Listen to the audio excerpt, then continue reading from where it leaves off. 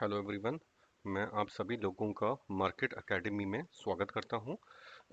जैसे कि आप लोग सब जानते हैं कि स्टॉक मार्केट में इन्वेस्ट करने के लिए मार्केट के फंडामेंटल्स और स्टॉक के फंडामेंटल्स को समझना बहुत ही ज़रूरी है। फंडामेंटल्स के बेसिस पे ही अगर आप स्टॉक सेलेक्ट करेंगे तो उसी पे आपको medium to long term basis पे आपको प्रॉफिट हो सकता है। तो कुछ फंडामेंटल्स जो बहुत ही इंपॉर्टेंट हैं स्टॉक मार्केट में घुसने के लिए या स्टॉक को सेलेक्ट करने के लिए, वो हैं प्राइस पे अर्निंग, प्राइस पे बुक, ईपीएस और 52 वीक लो हाई और इंडस्ट्री न्यूज़ वगैरह को फॉलो अगर करें किसी भी शेयर में तो आप एक अच्छा स्टॉक सिलेक्शन कर सकते हैं। अ, इसमें मैं ये भी बताना चाहूँगा कि इस लेक्चर में मैं अर्निंग पर शेयर यानी ईपीएस कवर करूँगा, जिसमें मैं समझाऊँगा आपको कि इसका क्या मायना होता है, किस तरह से कैलकुलेट होता है, इसकी क्या इंपॉर्टेंस है और इसको हम कैसे यूज़ कर सकते हैं स्टॉक सिलेक्शन में। मैंने अपने पिछले जो 2 लेक्चर्स थे उनमें मैंने प्राइस पे अर्निंग्स और प्राइस पे बुक को एक्सप्लेन किया था। तो मैं अर्निंग पर शेयर को एक्सप्लेन करने के लिए एक्सेल पे चलता हूँ, उसी में मैं आपको एग्जांपल दिखा के आपको समझा पाऊंगा।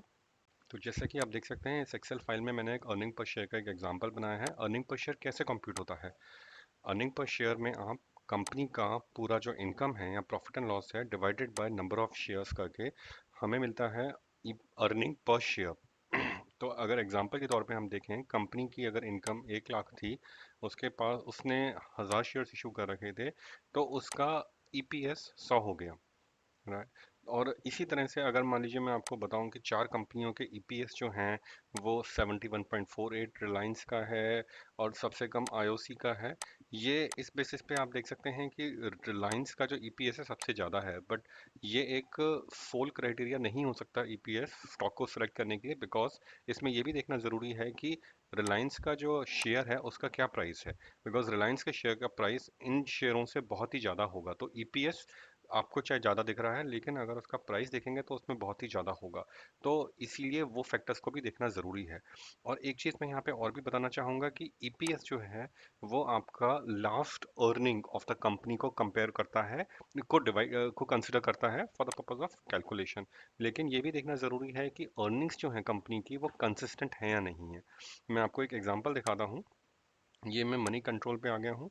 इसमें टाटा मोटर्स का अगर आप देखें, टाटा मोटर्स इसके ईयरली पी एंड एल्स दिखाए हुए हैं इसमें, मार्च 19, 18, 17, 16 and so on and so forth.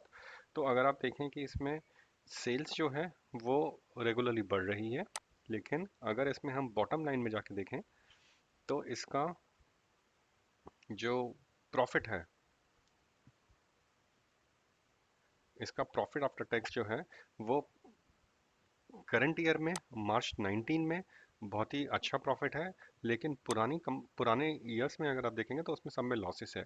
तो अगर आपने सिर्फ ईपीएस देखा और ईपीएस अगर इसका 5.95 मिला तो आप सोचेंगे कि बहुत ही अच्छा प्रॉफिट है, तो इसको इसमें निवेश करना चाहिए। मगर अगर आप देखेंगे कि पिछले सालों में कंपनी ने लॉसेस किए हैं तो आपका डिसीजन शायद बदल सकता है, राइट। तो इसीलिए कंसिस्टेंसी ऑफ प्रॉफिट्स भी देखना बहुत ज़रूरी है। तो ईपीएस एक सोल क्राइटेरिया नहीं हो सकता। It is a very important criteria but not the sole criteria for selecting the stocks. तो तो ये था आज का वीडियो। इसमें अगर आपको मेरा वीडियो पसंद आया हो तो आप इसको लाइक कीजिए और मेरे चैनल को सब्सक्राइब कीजिए। और बाकी फंडामेंटल्स के ऊपर वीडियोस देखने के लिए आप मेरी जो पुरानी वीडियोस हैं उसको देख सकते हैं, जिसमें मैंने प्राइस बाय अर्निंग और प्राइस बाय बुक एक्सप्लेन किए हुए हैं। Thank you very much.